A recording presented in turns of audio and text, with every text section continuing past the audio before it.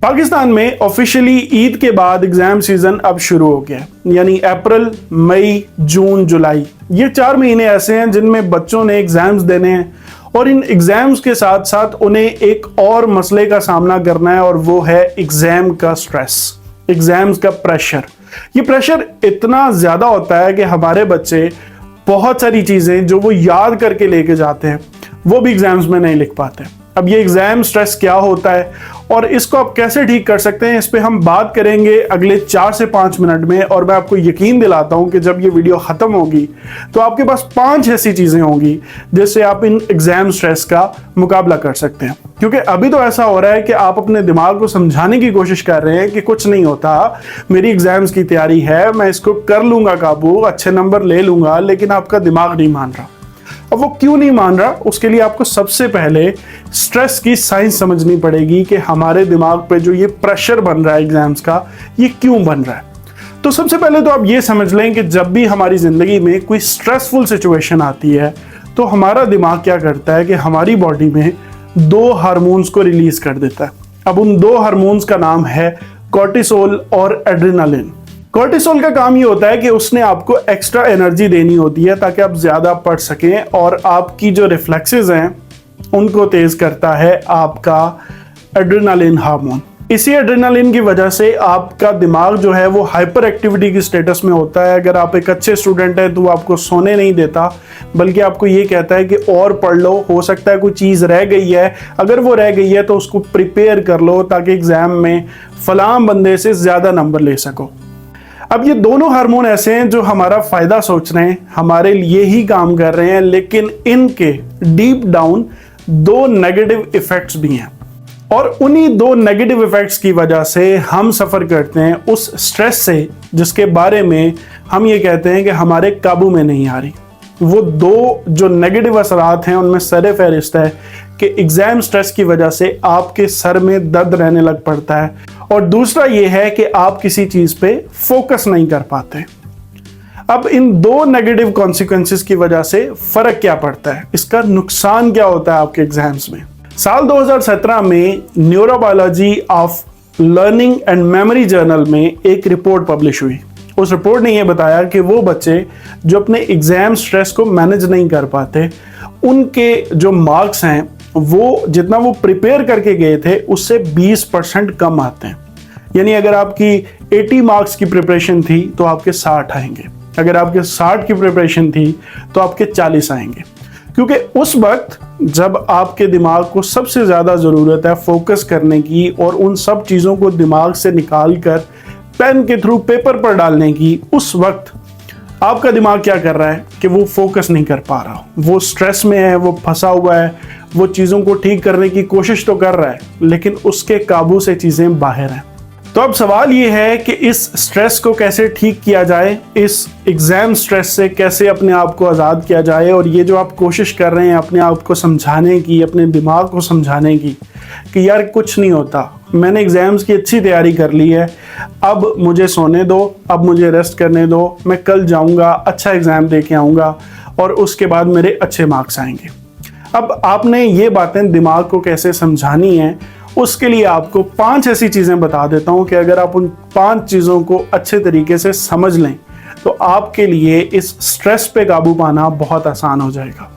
सबसे पहली चीज़ है स्लो ब्रीदिंग की प्रैक्टिस करें, यानी हल्के हल्के आहिस्ता आहिस्ता आप सांस लेने की प्रैक्टिस करें। आप एक गहरा सांस लें और उसके बाद उसको आराम से अपनी बॉडी से जो कार्बन डाइऑक्साइड आप बाहर निकालते हैं वो बाहर निकालें। उससे क्या होगा, देखें आपकी बॉडी में जब स्ट्रेस चल रहा होता है तो बॉडी बड़ा तनाव का शिकार होती है, वो ये समझ रही होती है कि बाहर माहौल नहीं ठीक और बड़े मसले हैं। लेकिन जब आप रिलैक्स करते हैं, जब आप गहरा सांस लेते हैं, तो आप कब गहरा सांस लेते हैं, जब आप एक लंबी दौड़ के बाद अपनी बॉडी को रिलैक्स करते हैं। तो बॉडी के लिए ये एक साइन है कि बाहर चीज़ें ठीक हो गई हैं या ठीक होने की तरफ जा रही हैं। तो वो क्या करती है कि ये जो हार्मोन्स हैं जो आपको स्ट्रेस दे रहे हैं, इनकी जो क्वांटिटी आपकी बॉडी में इसको कम कर देती है। दूसरी टिप जिसने मुझे बहुत फ़ायदा दिया है वो ये है कि जिस दिन आपका एग्ज़ाम है उससे 12 घंटे पहले आपने किताबें छोड़ देनी है। यानी अगर सुबह 9 बजे आपका एग्ज़ाम है, आपका पेपर है बायोलॉजी का, केमिस्ट्री का, फिज़िक्स का, तो रात 9 बजे के बाद आपने किताबें नहीं उठानी। अब इसकी साइंस क्या है? मेरे नज़दीक अगर आप रात को लेट नाइट पढ़ते हैं या आप सुबह एग्ज़ाम से घंटा 2 घंटे पहले पढ़ते हैं, तो उससे होता क्या है?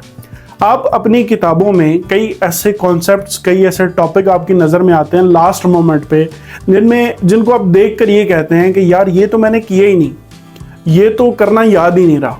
अब जब आप ऐसी चीज़ें देखेंगे जो आप अधूरी छोड़ आए हैं, तो उससे क्या होगा? आपको स्ट्रेस आएगा।